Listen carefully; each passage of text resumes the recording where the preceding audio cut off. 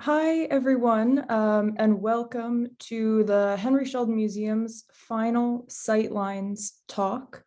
Today, we are so pleased to welcome Jacob Freedman of Treeline Terrains, a group that has two wooden topographical models featured in our current exhibit Sightlines, picturing the Battelle Wilderness, which features the work of Caleb Kenna and Jill Madden.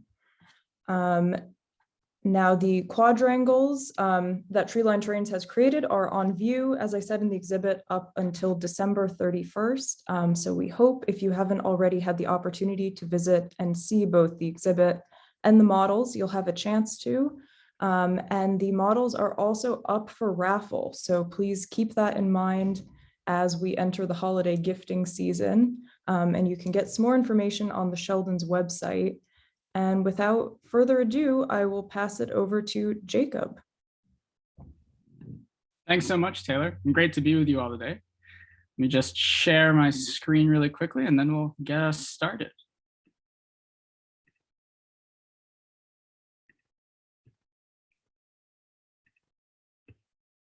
Great. So is the video working? Yep. The PowerPoint? Great. Awesome. Well, thanks so much for coming to this talk today about our 3D wood carved maps and how we can use these maps as a way to connect to place in a new way.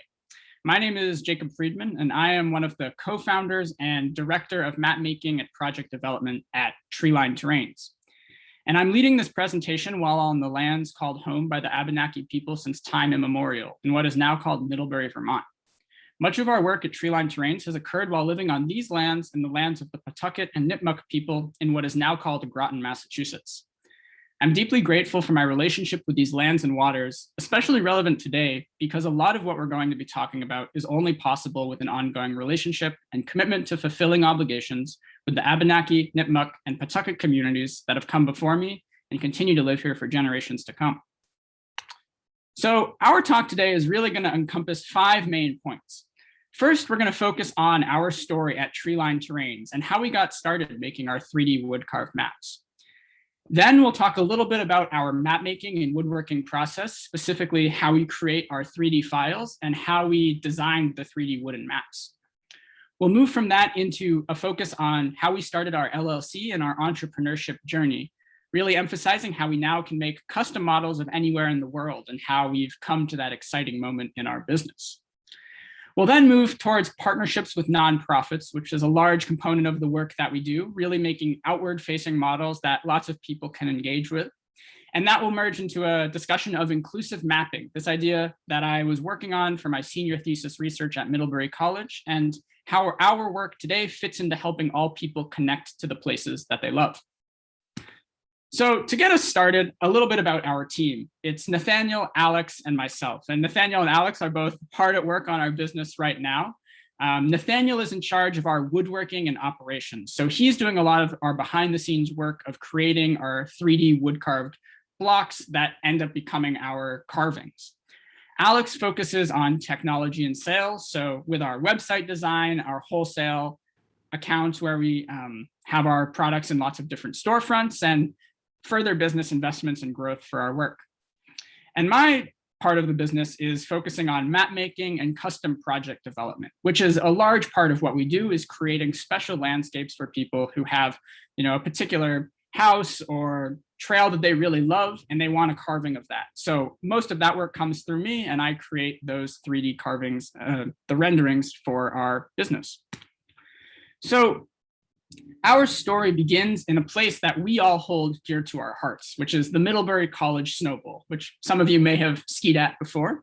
We became friends, the 3 of us became friends as instructors, and noticed that not all of our peers were able to access the Snow Bowl due to financial barriers.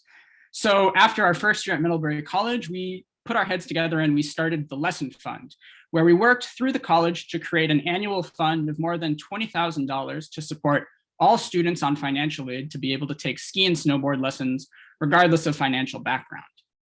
And so with that program, it was a really wonderful opportunity, but it never really would have come about without the help of some of our supervisors, particularly one who's in the audience today, Daphne Diego, who really gave us the opportunity to create this lesson fund and encouraged us to do this. So as a gift for Daphne, we put our heads together and we were thinking, what would be a great thing to give someone who's given us so much? And that really sparked our idea to create the first model, which was a carving of the Middlebury Snow Bowl. So we spent the entirety of J term, the January semester at Middlebury College, prototyping and designing this first carving. And you can see it here in this picture right here. We have two different shots of it. And the layers of wood is still something that we do to this day, really, to get that color gradient. But we've also come quite a long way since these first carvings. Now we're able to incorporate trails, water features, buildings, cribbage peg holes, you name it. We have a lot more that we've been able to do since then, but it's interesting to see that this project started out as these initial carvings that some people even thought looked like fudge. And so our process now really has grown a lot. First, we select our wood at A. Johnson's Lumber in Bristol, Vermont. I'll talk a little bit more about our wood selection process up there.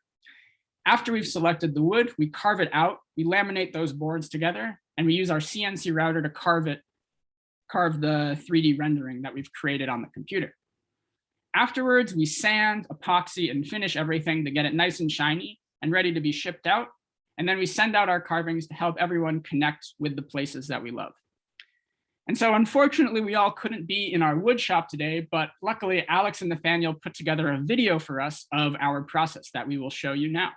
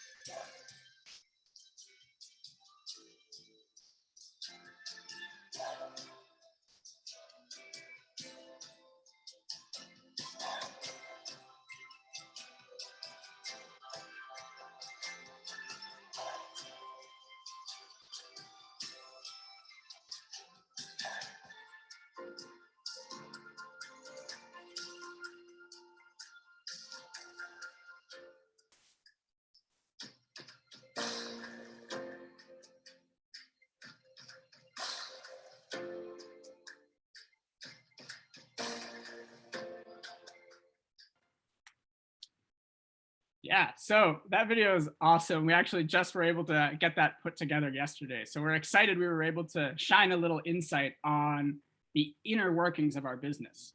And I'll talk a little bit more about each of those steps now. So to prepare our wood, we go to A. Johnson's Lumber in Bristol, Vermont, as I mentioned. And finding our wood is really like finding a diamond in the rough. So our wood comes in unfinished. It comes in these long, rough boards. And we identify pieces of wood that will have a natural grain that will look good and the right colors to get the topographic map balance that we strive for, as we were showing a little bit earlier. And this natural color gradient in two-dimensional maps is often called a hypsometric tint. And we are trying to emulate that with these natural wood colors. So we bring the wood back and Nathaniel carves it up for us, gets it into these laminated blocks. And on my end, at the same time, I am making our maps. So I bring in data from the USGS 3D elevation program.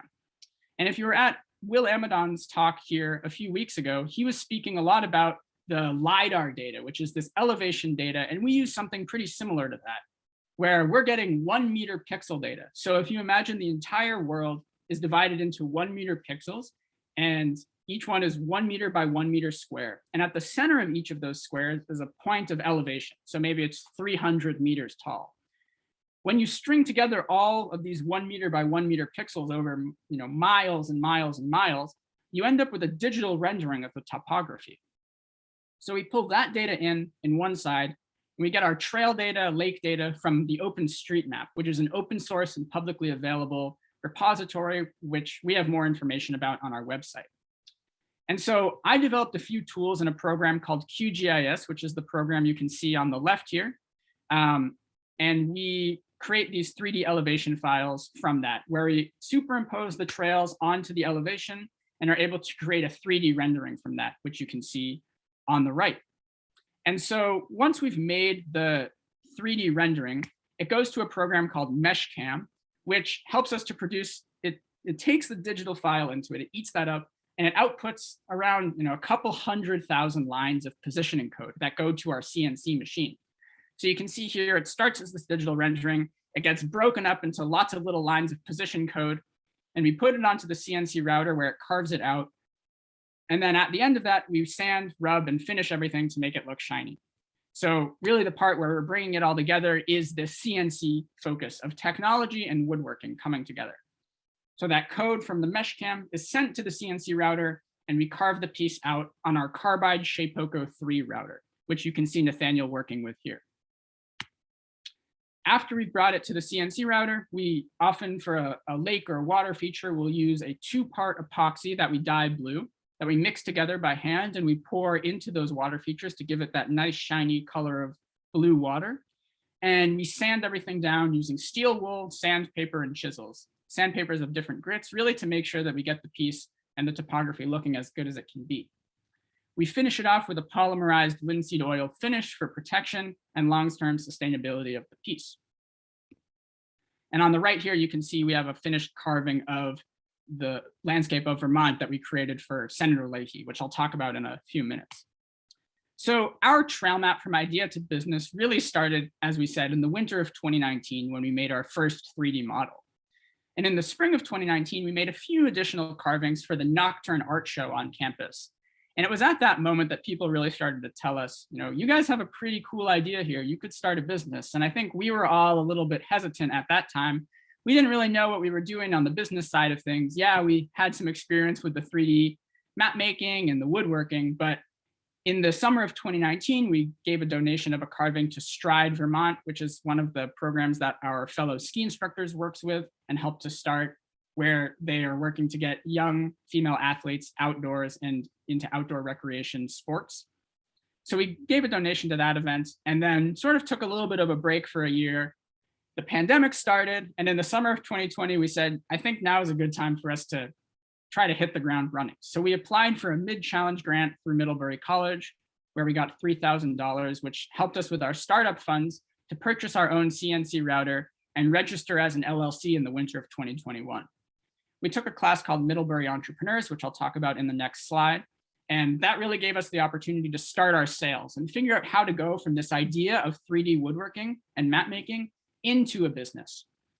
In the summer of 2021, we started growing our business with Nathaniel's grandparents at their home. And in the winter of 2022, our goals now are more partnerships in ski areas, and we've had a really, really busy holiday season, which I'll get into in a bit.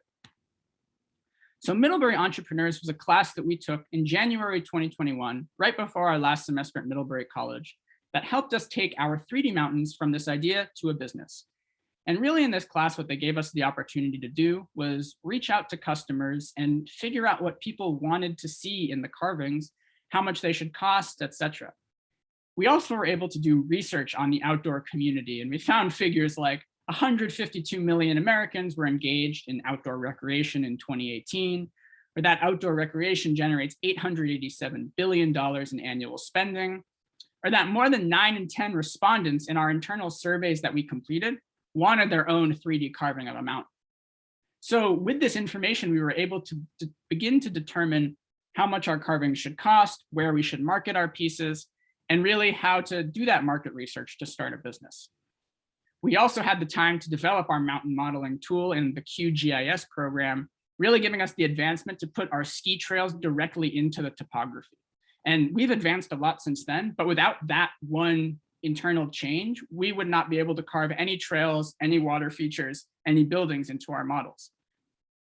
And at the end of that class, there was a pitch competition which really gave us the confidence to start our business and actually gave us the template that we're using today for our PowerPoint presentation. So in the spring of 2021, again, we knew a little bit about woodworking and a little bit about map making, but not really that much about starting a business. So with the information that we had, we registered ourselves as an LLC and started selling our carvings. So some of our early carvings, we had the ability now to put water features in our pieces or to carve ski trails like you can see on the left. We started putting in gemstones to mark locations of significance. And really, we were just trying to figure out how to make this business as interesting to other people as possible and get our product and our carvings in front of folks because we wanted to share these pieces with others. But a huge part of starting a business, which what we learned was that when you have a 2-foot by 3-foot CNC router that creates a ton of sawdust, you need somewhere to put it. And Middlebury College didn't have anywhere for us to store our machine, which makes perfect sense. So we reached out to some of our connections in the community, and we ended up working with the Butterfield family. So the three of us, Nathaniel, Alex, and myself, were all involved with youth mentorship programs at Middlebury. And Jackson, who you can see here, was my community friend. So we met every week and we would go on adventures around the college and around town, just sort of connecting and learning together. And when it came time for us to start our business, we were brainstorming and thinking, where are we going to be able to put our CNC router? And so I knew off the top of my head that the Butterfields had a barn. So I gave them a call and asked if they had some extra space in their wood shop, and they were incredibly generous and offered to let us stay there for the spring with our CNC machine. So we moved our business into their barn and set up production while we were students. So we combined that opportunity of community engagement with working with the local community who we had become so close with. And I think what this emphasized to us was really the importance of relationships when you're starting a business. It's not about networking necessarily, but it's building genuine and lasting connections with others in the community. I think as Middlebury College students who can really easily become disconnected from the Middlebury area, I think for the three of us, having those relationships throughout our 4 years was really important and has certainly led to why we're living in Middlebury today, and also why we were able to start our business. And the support that the Butterfields gave us was, I can't even begin to describe how important it was.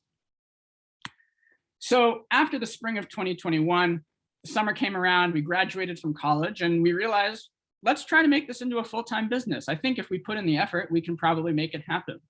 So post-graduation, we moved into Nathaniel's grandparents' house in Groton, Massachusetts. And Nathaniel's grandfather was a carpenter and house framer and had some wood shop space in the basement. So he offered us that we could spend the summer there and live with his grandparents, his grandma and his grandpa, and build out our idea. So we went to some craft shows, we went and tried to sell in other places.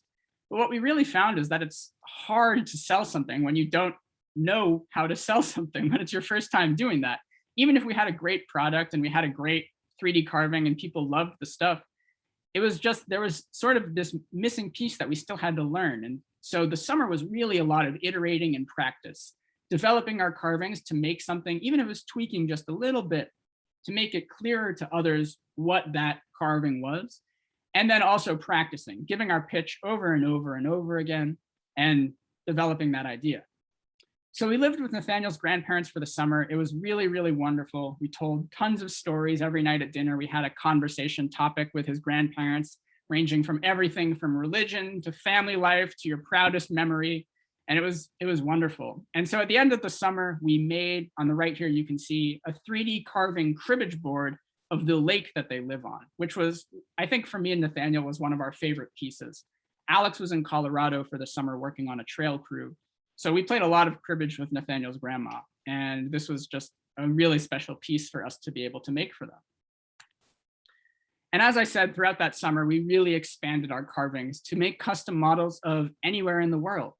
We grew our skills and capacities for carving the entire Earth and also found data for the moon, which was really fun. But we also incorporated more ski trails. We did engravings, these water features, rivers, and keychains. So we really were able to build out our skills and figure out what people were going to be wanting to purchase, especially in the busy holiday season as we grew. And one of our most exciting developments that summer was creating buildings. So I'm sure some of you recognize this location. This is the Middlebury College campus with the topography of the buildings included. And we made this carving through using the wonderful data resources that are provided by the Vermont government. And the state has a wonderful GIS data clearinghouse. And so we were able to stitch together a few data sets to make these topographically and topologically accurate buildings. So I don't know if you recognize these buildings on the right, but we have the athletic center and we have the science center by hall right below it, which when we saw those, that really just made our summer, was really exciting. And I think probably also contributed to why we came back and returned to Middlebury, is because we just missed the landscape and the community here. So another part of what we do with Treeline Terrains is focusing on nonprofit partnerships and creating public-facing models to help everyone connect with the places around them. This is a huge component of our work and is really something that we've been passionate about since our original snowball carving and lesson fund, working to help this larger audience connect with the landscapes around them. So what I'm going to do is I'll share a bit about some of the key partnerships that we've had so far, concluding with our largest and current program with the Vermont Adaptive skiing program. And for everyone in the audience, this is somewhere where we are looking to grow. So if you are involved with another nonprofit that you think would benefit from a place-based model of the landscape around them, we would love to talk more. And we have a quote here from one of our partners, and we'll get to that in a moment, but the quote is that these models have the potential to really help our participants with visual impairments. Now these athletes, with the help of these models, can understand where Mount Ellen is at Sugar Bush Resort and prepare them for an outing with us. It's a great, valuable project, and we're happy to be a part of it. This is with our partnership with the Vermont Adaptive Ski Program, which will be our last slide here. But to get us started, one of our first collaborations was with the Middlebury Area Land Trust, where we collaborated to build a model of the 18-mile trail around Middlebury for youth programming. And you can see that carving down here where my pointer is in the bottom left-hand corner, the three of us at the Knockburn Art Show this past spring. And the purpose of this model was to really help local youth engage with the landscape in a new way. You know, I think thinking about the trail around Middlebury, sometimes it's a bit of these disconnected trails, but when you see it all in the topography and you can see the relationship of those locations with one another, it really can help you understand the landscape in a whole new way. And this partnership was again funded by the Middlebury College Innovation Hub, the Treehouse Fund, which works with community partnerships between college students and local organizations, often with a focus on tactile physical products like this. So that was a really wonderful opportunity. And we also had a great article in the Addison Independent about us, about our wood carved landscapes that are made for touching. Another great partnership that we've had recently was with the Vermont Outdoor Business Alliance Award for Senator Leahy. So this past, I guess it was the start of November, the Vermont Outdoor Business Alliance presented Senator Leahy with the first annual Trailblazer Award for his contributions to outdoor recreation in Vermont. And we were commissioned to design the award, and the idea was that it would be passed along to the winner year after year. So at this event, as VOBA presented this award to Senator Leahy, we met the senator and we also met Lieutenant Governor Molly Gray. And Senator Leahy, as you can see, was really moved by these carvings of the state of Vermont and Camel's Hump. You know, he was showing us photos of Camel's Hump on his phone from his home. He has pictures, you can see it right from his house. And we also made that carving for him. And in turn, we shared stories of our time on the trails around Vermont, where accessible trails and boardwalks has really made a difference to the folks and companions that we were with. Because a lot of what Senator Leahy's work has been towards is creating inclusive outdoor opportunities for folks in Vermont and helping everyone be able to enjoy the outdoor recreation world. So this was just a wonderful opportunity for us, and we were really thrilled to be able to partner with all of them.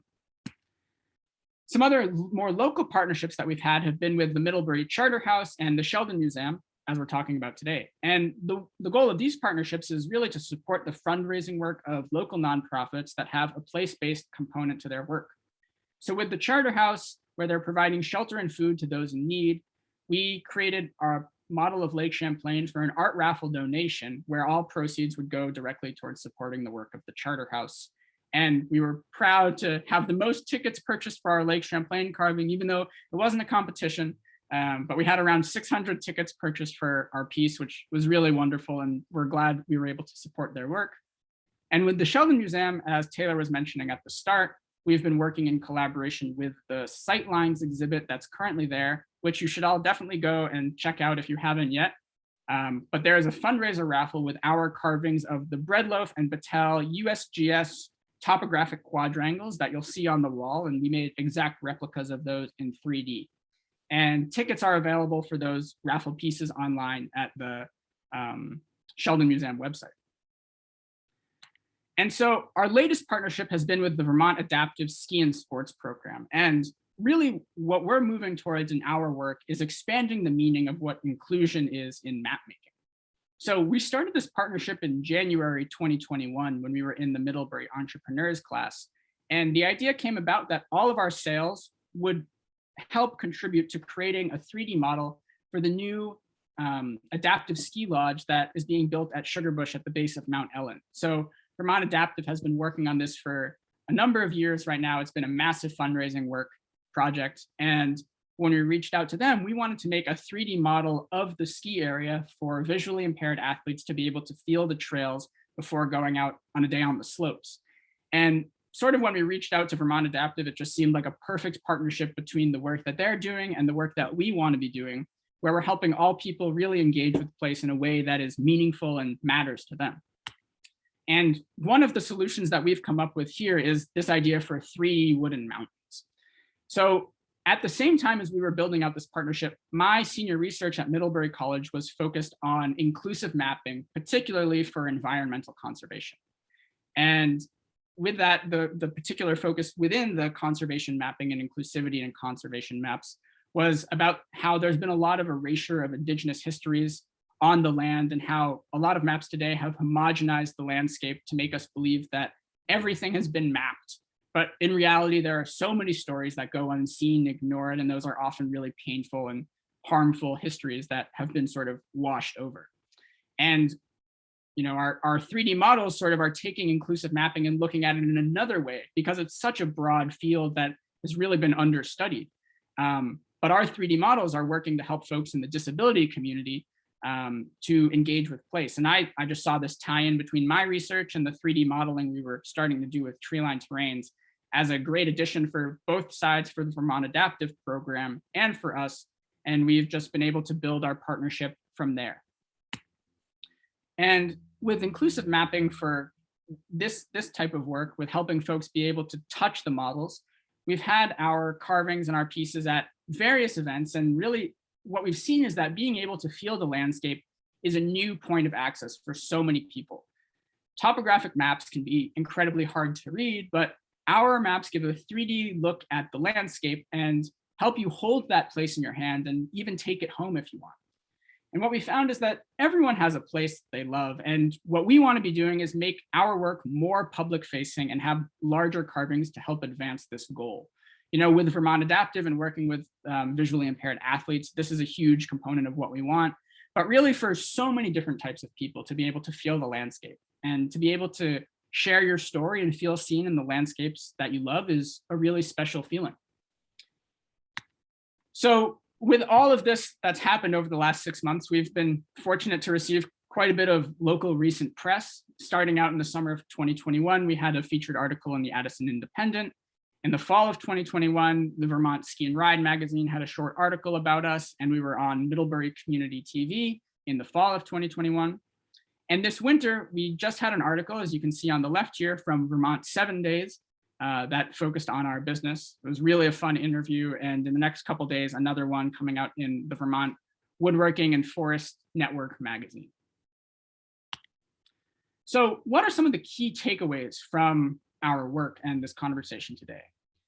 I think the thing that I want to emphasize most is that we would not be where we are without the support of our community around us. And the list, just off the top of my head, some folks that we've come up with: the Butterfield family, Eamon McMahon, Dave Bradbury and Sam Roach Gerber at VSET, Heather Lovejoy, Sarah Kearns, Carol Feliciano, Scott Barkdahl and Pam Barenbaum, Grandma and Grandpa Klein, Lisa Lynn and the Vermont Outdoor Business Alliance, Middlebury Area Land Trust, the Vermont Adaptive Ski and Sports Program, Jane Steele, Walter Stugis and Chris Cossow, Daphne Diego and Bud Reed, Bill Hagman, Marty Schnur, and everyone else who has purchased a carving along the way.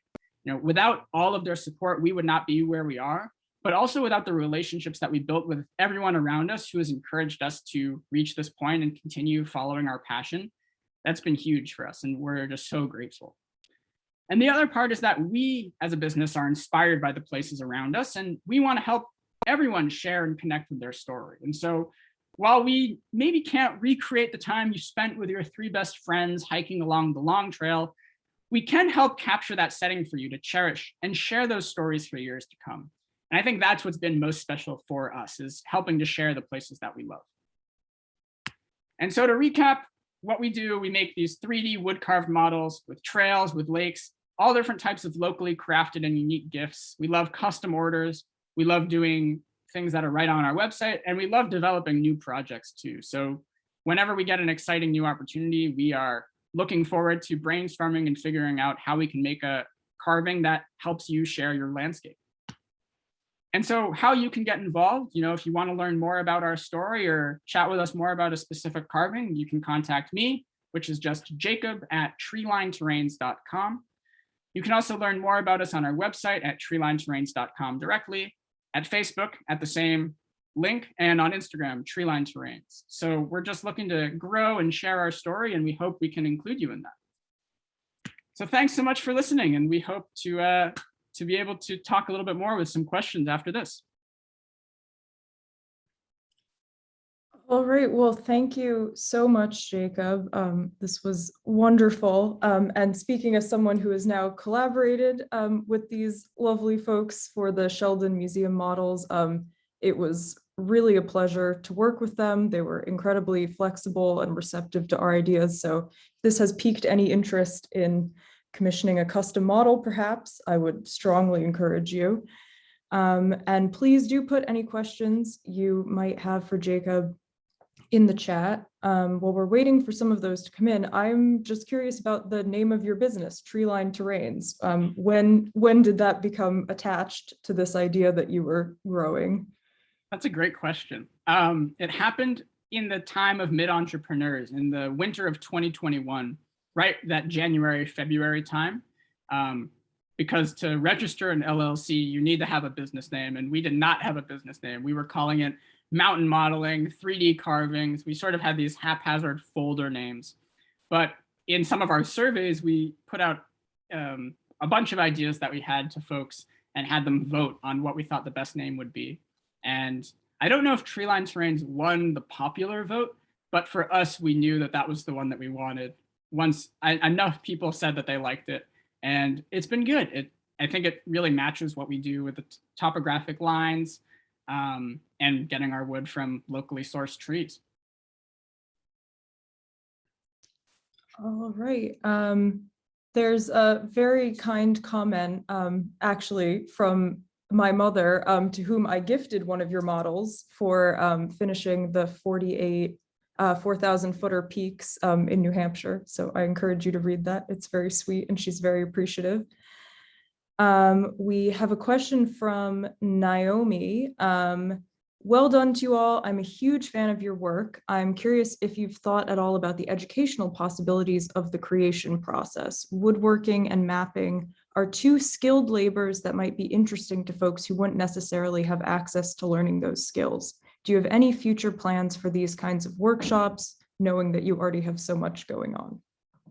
Yeah, that's a great question, Naomi.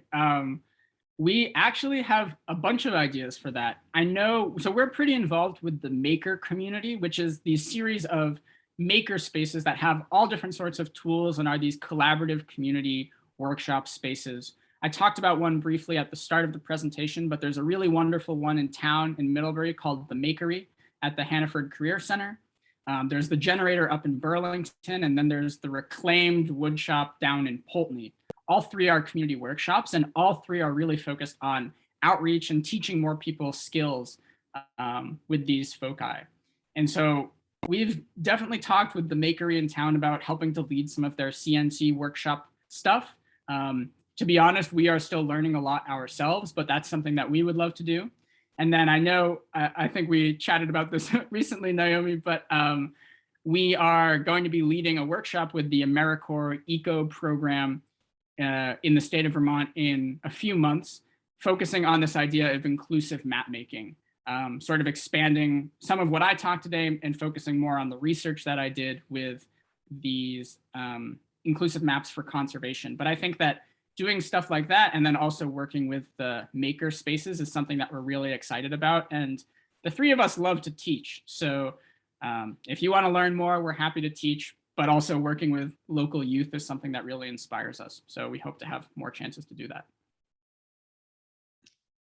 All right, well, I think that'll bring us to the end of our Q&A, and I encourage anyone who has follow-up questions to please reach out to Jacob after the fact. But thank you so much, everyone, for coming. Thank you, Jacob. Just a few quick Sheldon Museum plugs. It is the holiday season at the Sheldon, which means we have model trains running. The schedule is available on our website. We have our annual miniature Christmas tree raffle. Trees are viewable in person at the museum and also online at our website. And we will be having a holiday concert coming up later this month. So please stay tuned on our website. We hope you can come visit the Sightlines exhibit and see these fabulous models if you haven't already. And thank you all for joining us. Have a wonderful rest of your Thursday.